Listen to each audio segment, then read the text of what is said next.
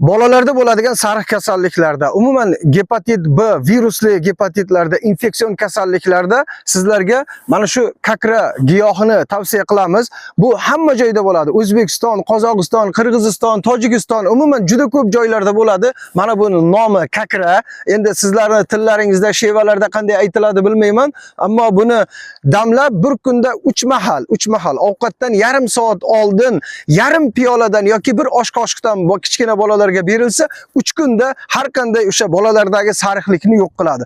Bu o'zining sal achchiq ta'miga ega. Xo'p, siz ham chaynab ko'rdingiz-a? Qanday bo'ldi? Achchiqligi bilindimi? Bemalol yutib yubordingizmi? Mana shunday. Agar siz buni iste'mol qilgan paytingizda achchiqligini sezsangiz, darrov yutib yuborsangiz, sog'lom odamlarda ham o'sha yomon virusli infeksiyalar, gepatitlarga o'xshagan, virusli gepatitga o'xshagan holatlar kuzatilsa, bemalol yo'q qilib yuboradi. Oling, iste'mol qiling. Bepul o'zingizdan izlab ko'ravering. Sog' bo'linglar.